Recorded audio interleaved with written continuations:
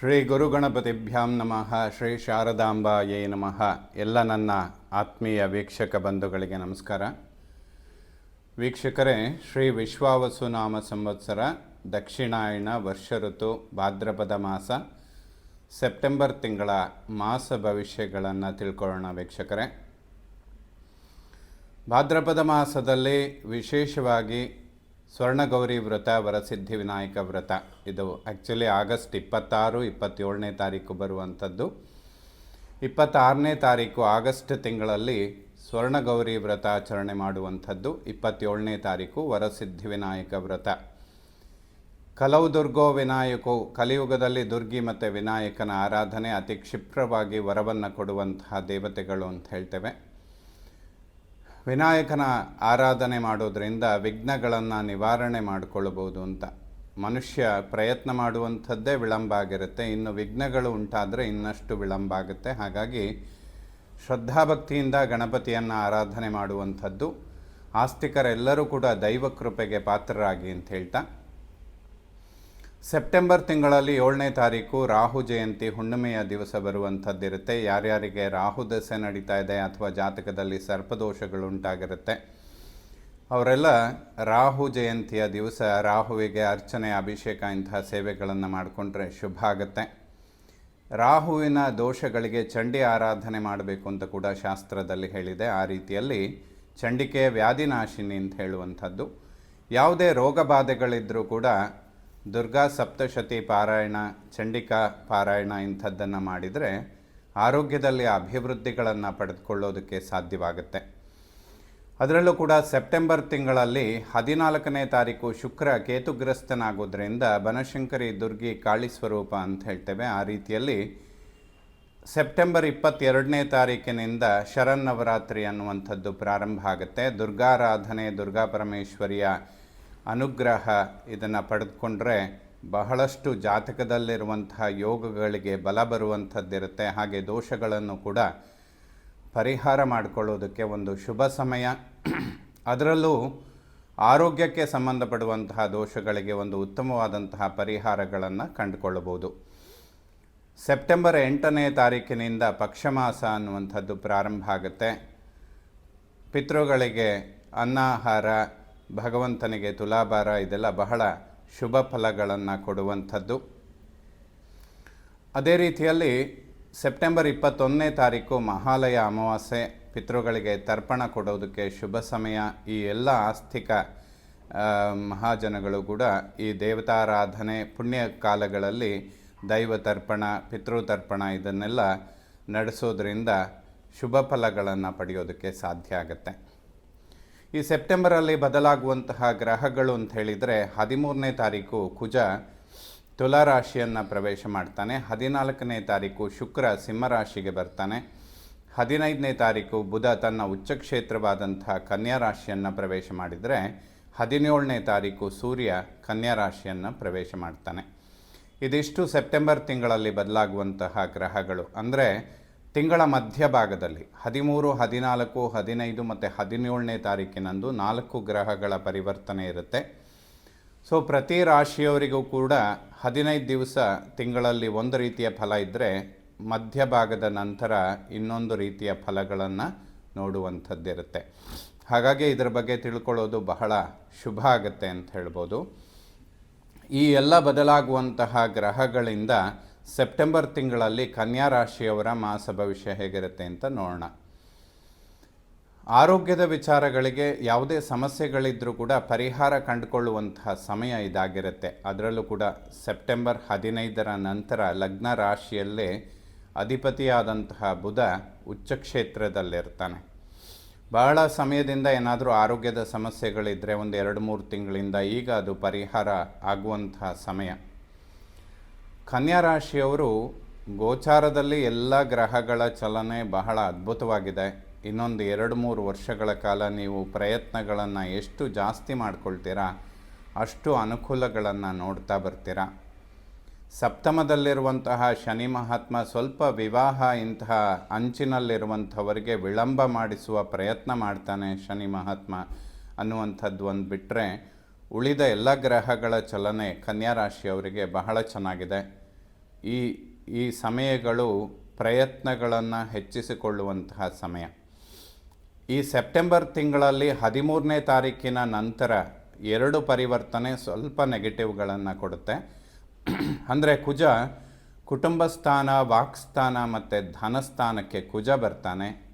ಕುಟುಂಬ ಸ್ಥಾನಾಧಿಪತಿ, ವಾಕ್ಸ್ಥಾನಾಧಿಪತಿ, ಧನಸ್ಥಾನಾಧಿಪತಿಯಾಗಿ ಶುಕ್ರ ವ್ಯಯಭಾವದಲ್ಲಿ ಕೇತುಗ್ರಸ್ತನಾಗ್ತಾನೆ. ಕುಜ ಮತ್ತು ಶುಕ್ರ ಈ 2 ಕಾಂಬಿನೇಷನ್ ಬಿಟ್ಟರೆ ಸೆಪ್ಟೆಂಬರಲ್ಲಿ ಉಳಿದ ಎಲ್ಲ ಗ್ರಹಗಳು ಕನ್ಯಾ ರಾಶಿಯವರಿಗೆ ಬಹಳಷ್ಟು ಶುಭ ಫಲಗಳನ್ನು ಕೊಡ್ತಾನೆ.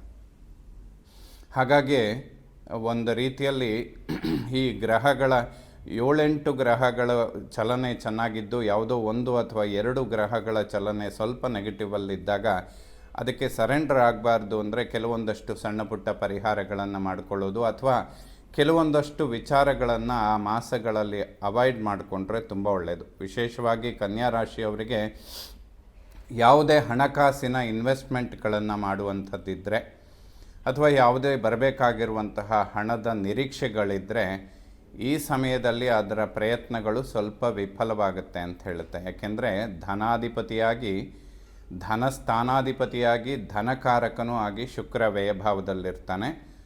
ಧನಸ್ಥಾನದಲ್ಲಿ ಅಷ್ಟಮಾಧಿಪತಿಯಾದಂತಹ ಕುಜ ಕುಟುಂಬ ಸ್ಥಾನಕ್ಕೆ ಬರ್ತಾನೆ. ಆರೋಗ್ಯದ ವಿಚಾರದಲ್ಲಿ ಅಭಿವೃದ್ಧಿಗಳನ್ನು ಕನ್ಯಾ ರಾಶಿಯವರು ಕಾಣಬಹುದು. ಯಾವುದೇ ಸಮಸ್ಯೆಗಳಿಲ್ಲ. ಮುಂದಿನ ಮಾಸಗಳಲ್ಲಿ ಗುರು ಏಕಾದಶ ಉಚ್ಚ ಕ್ಷೇತ್ರಕ್ಕೆ ಬರ್ತಾನೆ. ಬಹಳ ಅಪರೂಪದ ಸಮಯಗಳಿದು. ಬಹಳಷ್ಟು ಅಭಿವೃದ್ಧಿಗಳನ್ನು ಕಾಣೋದಕ್ಕೆ ಖಂಡಿತವಾಗ್ಲೂ ಅನುಕೂಲಗಳು ಉಂಟಾಗುತ್ತೆ. ವಾಕ್ಯಗಳನ್ನು ಸ್ವಲ್ಪ ಸೌಮ್ಯ ಮಾಡಿಕೊಳ್ಬೇಕು. ಇಲ್ಲದೇ ಇದ್ದರೆ ಕನ್ಯಾ ರಾಶಿಯವರಿಗೆ ವಾಗ್ವಾದ ಅನ್ನೋದು ತುಂಬ ನಿಷ್ಠುರಗಳನ್ನು ಕುಟುಂಬದ ಒಳಗಡೆನೇ ಕೊಡುತ್ತೆ. ಅದಲ್ಲದೆ ಆರೋಗ್ಯದ ವಿಚಾರಗಳಿಗೆ, ಅಂದರೆ ಕುಟುಂಬದಲ್ಲಿ ಬೇರೆ ಯಾರದ್ದಾದರೂ ಆರೋಗ್ಯದ ವಿಚಾರಗಳಿಗೆ ಸ್ವಲ್ಪ ಧನವ್ಯಯ ಆಗುವಂತಹ ಸಂದರ್ಭಗಳು ಜಾಸ್ತಿ ಇರುತ್ತೆ. ನಿಮಗೆ ವೈಯಕ್ತಿಕವಾಗಿ ಲಗ್ನಾಧಿಪತಿ 15ನೇ ತಾರೀಕು ಜನ್ಮ ಲಗ್ನಕ್ಕೆ ಬರ್ತಾನೆ. ಅದು ಒಂದು ಉತ್ತಮ ಸಮಯ. ಏಕೆಂದರೆ ಕುಜ ಬದಲಾಗುವಂಥದ್ದು 13, ಬುಧ ಬದಲಾಗುವಂಥದ್ದು 15ನೇ ತಾರೀಕು. ಹಾಗಿರೋದ್ರಿಂದ ಆರೋಗ್ಯಕ್ಕೆ ಏನು ವೈಯಕ್ತಿಕವಾಗಿ ಅಷ್ಟೇನು ಸಮಸ್ಯೆಗಳಿರೋದಿಲ್ಲ. ಅನಿರೀಕ್ಷಿತವಾಗಿ ಖರ್ಚುಗಳು ಸ್ವಲ್ಪ ಜಾಸ್ತಿ ಆಗುತ್ತೆ. ಅದನ್ನು ಅವಾಯ್ಡ್ ಮಾಡ್ಕೊಳ್ಳಿ. ಯಾವುದೇ ಇನ್ವೆಸ್ಟ್ಮೆಂಟ್ಗಳನ್ನು ಈ ಸಮಯದಲ್ಲಿ ಮಾಡಬೇಡಿ. ಅಂದರೆ ಯಾವುದೇ ವಸ್ತು, ಆಭರಣ ಅಥವಾ ಪ್ರಾಪರ್ಟಿ ಇಂತಹ ವಿಚಾರಗಳಿಗೆ ಇನ್ನೊಂದು 1-1.5 ಮಾಸಗಳು ಅದನ್ನು ಅವಾಯ್ಡ್ ಮಾಡಿಕೊಳ್ಳೋದು ಖಂಡಿತ ಉತ್ತಮ ಆಗುತ್ತೆ. ತೃತೀಯಾಧಿಪತಿ ಕುಜ ದ್ವಿತೀಯ ಭಾವದಲ್ಲಿದ್ದಾನೆ. ಒಡಹುಟ್ಟುಗಳ ನಡುವೆ ಸಾಮರಸ್ಯ, ಅಣ್ಣ ತಮ್ಮಂದಿರು, ಅಕ್ಕ ತಂಗಿಯರು ತುಂಬ ಚೆನ್ನಾಗಿರುತ್ತೆ. ಒಬ್ಬರಿಂದ ಒಬ್ಬರಿಗೆ ಸಹಾಯಗಳು ಉಂಟಾಗುತ್ತೆ. ಯಾವುದೇ ಹಣಕಾಸಿನ ನಿರೀಕ್ಷೆಗಳಿದ್ದರೆ, ಬ್ಯಾಂಕ್ ಲೋನ್ಗಳಿದ್ದರೆ 1-1.5 ತಿಂಗಳು ಸ್ವಲ್ಪ ವಿಳಂಬ ಆಗುತ್ತೆ. ಈ ಸಮಯ ಅಷ್ಟೇನು ಶುಭ ಅಲ್ಲ ಆ ವಿಚಾರಗಳಿಗೆ. ಇನ್ನು ವಿದ್ಯಾರ್ಜನೆ ಮಾಡುವಂತಹ ಮಕ್ಕಳಿಗೆ ತುಂಬ ಅದ್ಭುತವಾದಂತಹ ಸಮಯ. ಏಕೆಂದರೆ ಪಂಚಮಾಧಿಪತಿ ಶನಿ ಜನ್ಮಲಗ್ನ ರಾಶಿಯನ್ನು ನೋಡ್ತಾನೆ. ಚತುರ್ಥಾಧಿಪತಿಯಾದಂಥ ಅಂದರೆ 4th ಹೌಸ್ ಲಾರ್ಡ್ ಗುರು ದಶಮ ಕೇಂದ್ರದಲ್ಲಿದ್ದು 4ನೇ ಮನೆ ಮೇಲೆ ಗುರುದೃಷ್ಟಿ ಅನ್ನುವಂಥದ್ದು ಬೀಳುತ್ತೆ. ವಿದ್ಯಾರ್ಜನೆ ಮಾಡುವಂತಹ ಮಕ್ಕಳಿಗೆ ಖಂಡಿತ ಶುಭ. ಮಾತೃವಿನ ಆರೋಗ್ಯ ಅಭಿವೃದ್ಧಿಯಾಗುತ್ತೆ. ಹೊಸ ಮನೆ ಕಟ್ಟುವಂಥದ್ದು ಅಥವಾ ಪ್ರಾಪರ್ಟಿ ಖರೀದಿ ಮಾಡುವಂಥ ವಿಚಾರಗಳು ಅಥವಾ ವಾಹನದ ಪರಿವರ್ತನೆಗಳ ಬಗ್ಗೆ ಚಿಂತನೆ ಇದ್ದರೆ ಈ 1 ಮಾಸ ಅವಾಯ್ಡ್ ಮಾಡಿಕೊಳ್ಳೋದು ಖಂಡಿತ ಉತ್ತಮ. ಎಲ್ಲಿಯ ತನಕ ಅಂತ ಕೇಳಿದರೆ ಆಲ್ಮೋಸ್ಟ್ ಇದು ಸೆಪ್ಟೆಂಬರ್ 15ನೇ ತಾರೀಕಿನಿಂದ ಅಕ್ಟೋಬರ್ 15ರ ತನಕ ಇದನ್ನು ಅವಾಯ್ಡ್ ಮಾಡಿಕೊಂಡ್ರೆ ಮುಂದೆ ಅದು ಬಹಳ ಅನುಕೂಲಕ್ಕೆ ಖಂಡಿತ ಬರುತ್ತೆ. ಜ್ಞಾನ ಸಂತಾನ ಪೂರ್ವಪರ ಪುಣ್ಯಸ್ಥಾನಾಧಿಪತಿಯಾಗಿ ಶನಿ ಮಹಾತ್ಮ ಸಪ್ತಮದಲ್ಲಿದ್ದಾನೆ. ಪಂಚಮದಲ್ಲಿ ಯಾವುದೇ ಪಾಪಗ್ರಹಗಳಿರೋದಿಲ್ಲ. ಇದೆಲ್ಲದೂ ಕೂಡ ಶುಭ ಫಲಗಳನ್ನು ಕೊಡುತ್ತೆ. ವಿದ್ಯಾರ್ಜನೆ ಬಹಳ ಶುಭ ಆಗುತ್ತೆ. ಸಂತಾನದ ಅಂಚಿನಲ್ಲಿರುವಂಥವರಿಗೂ ಕೂಡ ಅತಿಶಯವಾದ ಶುಭ ಫಲಗಳನ್ನು ನಿರೀಕ್ಷೆ ಮಾಡ್ಬೋದು. ಷಷ್ಠದಲ್ಲಿ ರಾಹು, ಯಾವುದೇ ಶತ್ರು ಬಾಧೆಗಳು ಇರೋದಿಲ್ಲ. ಶತ್ರುಗಳು ಕೂಡ ಮಿತ್ರರಾಗುವಂತಹ ಸಮಯ. ಯಾವುದೇ ಪಾರ್ಟ್ನರ್ಶಿಪ್, ವ್ಯವಹಾರ, ಬಿಸ್ನೆಸ್ ಖಂಡಿತ ಉತ್ತಮವಾಗಿ ನಡೆಯುತ್ತೆ. ನಿಮ್ಮ ಜ್ಞಾನ, ನಿಮ್ಮ ತಿಳುವಳಿಕೆ ಈ ವ್ಯವಹಾರದ ವಿಚಾರದಲ್ಲಿ, ಅದರಲ್ಲೂ ಕೂಡ ಪಾರ್ಟ್ನರ್ಶಿಪ್ ಇಂತಹ ವಿಚಾರಗಳಲ್ಲಿ ಖಂಡಿತ ಅನುಕೂಲಗಳನ್ನು ಮಾಡಿಕೊಡುತ್ತೆ. ಮಾಂಗಲ್ಯ ಸ್ಥಾನದಲ್ಲಿ ಶನಿ ಸ್ಥಾನಾಧಿಪತಿ ಗುರು ದಶಮ ಕೇಂದ್ರದಲ್ಲಿದ್ದಾನೆ. ಉದ್ಯೋಗ ಅನ್ನುವಂಥದ್ದು ವಿವಾಹಕ್ಕೆ ಸ್ವಲ್ಪ ಅಡೆತಡೆಗಳನ್ನು ಸೃಷ್ಟಿ ಮಾಡುತ್ತೆ. ಅಂದರೆ ನಿಮಗೆ ಇನ್ನಷ್ಟು ಉದ್ಯೋಗದ ಬಗ್ಗೆ ಏನಾದರೂ ಕಾನ್ಫಿಡೆನ್ಸ್ ಅಥವಾ ಪರಿವರ್ತನೆಗಳು, ಇಂಥ ಎಕ್ಸ್ಪೆಕ್ಟೇಷನ್ಗಳು, ಈ ರೀತಿಯ ವಿಚಾರಗಳನ್ನು ಇಟ್ಕೊಂಡ್ರೆ ವಿವಾಹ ವಿಳಂಬ ಆಗೋದಕ್ಕೆ ಅದು ಒಂದು ಮೂಲ ಕಾರಣ ಆಗುತ್ತೆ. ಗುರುಬಲ ಅನ್ನುವಂಥದ್ದು ಈ ಅಕ್ಟೋಬರ್ 18ರಿಂದ ಡಿಸೆಂಬರ್ ತನಕ ಗುರು ರಿಟ್ರೋಗೇಷನಲ್ಲಿ ಬರೋದರಿಂದ ಕನ್ಯಾ ರಾಶಿಯವರಿಗೆ ಒಂದು ಉತ್ತಮವಾದಂತಹ ಸಮಯ ಗುರುಬಲ ಬರುತ್ತೆ. ವಿವಾಹಕ್ಕೆ ಬಹಳ ಸಮಯದಿಂದ ಪ್ರಯತ್ನ ಮಾಡ್ತಾ ಇದ್ದರೆ ಕಂಟಿನ್ಯೂ ಮಾಡಿ. ಆ ಸಮಯದಲ್ಲಿ ನಿಶ್ಚಯ ಆಗೋದಕ್ಕೆ ಬಹಳಷ್ಟು ಅವಕಾಶಗಳು ಖಂಡಿತವಾಗ್ಲೂ ಇದೆ. ಇನ್ನು ದಾಂಪತ್ಯ ಜೀವನದಲ್ಲಿ ಸ್ವಲ್ಪ ಆರೋಗ್ಯದ ಬಗ್ಗೆ ಗಮನ ಕೊಡುವಂಥದ್ದು ಅತ್ಯಂತ ಅವಶ್ಯಕ. ಏಕೆಂದರೆ ಮೃತ್ಯು ಸ್ಥಾನಾಧಿಪತಿಯಾದಂತಹ ಕುಜ ಕುಟುಂಬ ಸ್ಥಾನದಲ್ಲಿರ್ತಾನೆ. ಏನಾದರೂ ರಕ್ತ ದೋಷಗಳು, ಉಷ್ಣ ಪ್ರಕೋಪಗಳು, ಆರೋಗ್ಯದ ವಿಚಾರದಲ್ಲಿ ಕುಟುಂಬದಲ್ಲಿ ಯಾರಿಗಾದರೂ ಸ್ವಲ್ಪ ಸಮಸ್ಯೆಗಳು ಬರುವಂಥದ್ದು ಇದೆಲ್ಲ ಹೆಚ್ಚಾಗಿರುತ್ತೆ. ಅದು ಸೆಪ್ಟೆಂಬರ್ 13ರ ನಂತರದಲ್ಲಿ. ವೈಯಕ್ತಿಕವಾಗಿ ಕನ್ಯಾ ರಾಶಿಯವರಿಗೆ ಆರೋಗ್ಯದಲ್ಲಿ ಏನೂ ಸಮಸ್ಯೆ ಇಲ್ಲ. ಕುಟುಂಬದಲ್ಲಿ ಏನಾದರೂ ಆ ರೀತಿಯ ಸಮಸ್ಯೆಗಳು ಬರೋದಕ್ಕೆ ಕುಜದೋಷ ಅನ್ನುವಂಥದ್ದು ಸ್ವಲ್ಪ ಕಾರಣವಾಗುತ್ತೆ. ಸಾಧ್ಯವಾದರೆ ಈ ಒಂದು ತಿಂಗಳಲ್ಲಿ ಸುಬ್ರಹ್ಮಣ್ಯನ ಸ್ತೋತ್ರಗಳನ್ನು ಪಠನೆ ಮಾಡಿ, ಎಲ್ಲಾದರೂ ಒಮ್ಮೆ ಆದರೂ ಸುಬ್ರಹ್ಮಣ್ಯನ ದೇವಸ್ಥಾನವನ್ನು ವೀಕ್ಷಣೆ ಮಾಡುವಂಥದ್ದು ಖಂಡಿತ ಶುಭ ಆಗುತ್ತೆ. ಭಗವಂತನ ದರ್ಶನ ಮಾಡಿದರೆ ಖಂಡಿತ ಶುಭ. ಅದರಲ್ಲೂ ಶುಕ್ರ 12ನೇ ಮನೆಯಲ್ಲಿ ಕೇತುಗ್ರಸ್ತನಾಗಿರೋದ್ರಿಂದ ಶರನ್ನವರಾತ್ರಿಯ ಸಮಯ ಪರ್ವಕಾಲಗಳಲ್ಲಿ ದೇವಿಯ ಆರಾಧನೆ, ಸ್ತೋತ್ರಗಳನ್ನು ಪಠನೆ ಮಾಡುವಂಥದ್ದು ಖಂಡಿತ ಶುಭ ಆಗುತ್ತೆ ಕನ್ಯಾ ರಾಶಿಯವರಿಗೆ. ಅಷ್ಟಮ ಮೃತ್ಯುಸ್ಥಾನ ಸ್ಥಾನಾಧಿಪತಿ ಕುಜ ಧನಸ್ಥಾನದಲ್ಲಿದ್ದಾನೆ. ಸ್ವಲ್ಪ ಧನ ವ್ಯಯಗಳಿಂದ ಟೆನ್ಷನನ್ನು ಕನ್ಯಾ ರಾಶಿಯವರಿಗೆ ಕುಜ ಕೊಡ್ತಾನೆ. ವಾಗ್ವಾದಗಳನ್ನು ಮಾಡಿಕೊಳ್ಬೇಡಿ, ಇಲ್ಲಾಂದರೆ ಅದು ಸ್ವಲ್ಪ ಟೆನ್ಷನ್ ಕ್ರಿಯೇಟ್ ಮಾಡುತ್ತೆ ಅಂತ ಹೇಳ್ಬೋದು.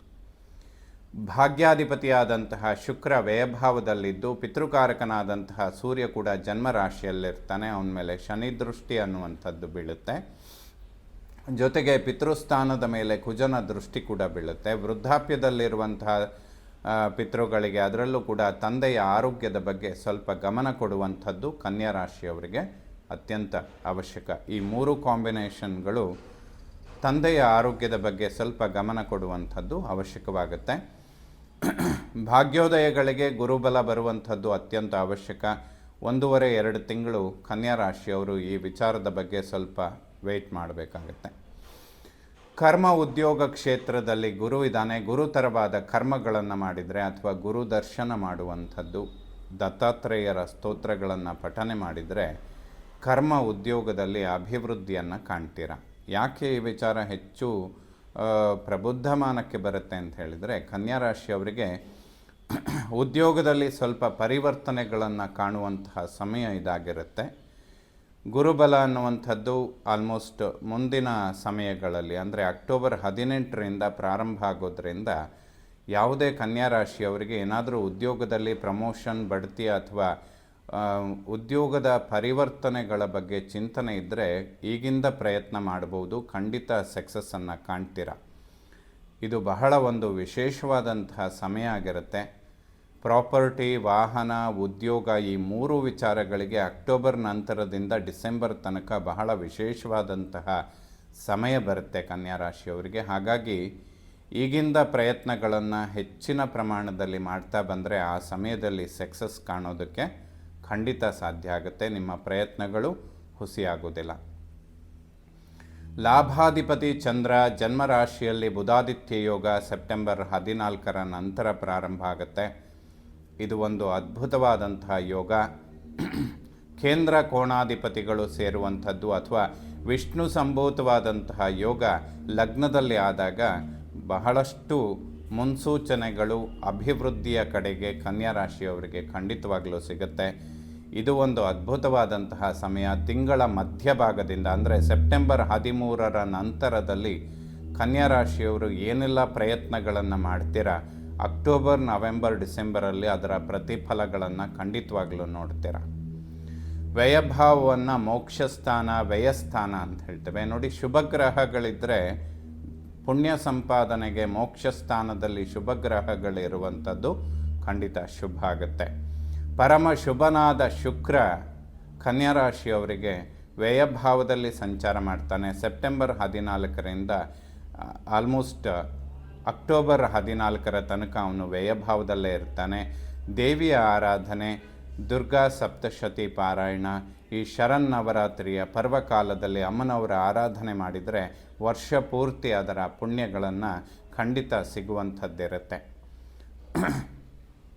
ಕನ್ಯಾ ರಾಶಿಯವರಿಗೆ ಸೆಪ್ಟೆಂಬರ್ ತಿಂಗಳಲ್ಲಿ ಕುಜ ದ್ವಿತೀಯ 2ನೇ ಮನೆಯಲ್ಲಿರುವಂಥದ್ದು, ಶುಕ್ರ 12ನೇ ಮನೆಯಲ್ಲಿರುವಂಥದ್ದು, ಎರಡೇ ನೆಗೆಟಿವ್. ಉಳಿದಿದ್ದೆಲ್ಲ ಆಲ್ಮೋಸ್ಟ್ ಇನ್ನೊಂದು ವರ್ಷ ಕಾಲ ಎಲ್ಲ ಗ್ರಹಗಳು ಕೂಡ ಶುಭ ಸ್ಥಾನದಲ್ಲಿರ್ತಾರೆ. ಹಾಗಾಗಿ ಪ್ರಯತ್ನಗಳನ್ನು ಎಷ್ಟರ ಮಟ್ಟಿಗೆ ಹೆಚ್ಚಿಸ್ಕೊಳ್ತೀರಾ ಮುಂದಿನ ದಿನಗಳಲ್ಲಿ ಅಷ್ಟು ಶುಭ ಫಲಗಳನ್ನು ಕಾಣೋದಕ್ಕೆ ಸಾಧ್ಯ ಆಗುತ್ತೆ. ಎಲ್ಲ ನವಗ್ರಹಗಳು ಕೂಡ ಕನ್ಯಾ ರಾಶಿಯವರಿಗೆ ಶುಭ ಫಲಗಳನ್ನೇ ಕೊಡುವಂಥವರಾಗಲಿ. ಶ್ರೀ ಶಾರದಾ ಪರಮೇಶ್ವರಿಯ ಸಂಪೂರ್ಣ ಅನುಗ್ರಹ ಎಲ್ಲ ನನ್ನ ವೀಕ್ಷಕ ಬಂಧುಗಳ ಮೇಲಿರಲಿ. ಶುಭವಾಗಲಿ ವೀಕ್ಷಕರ.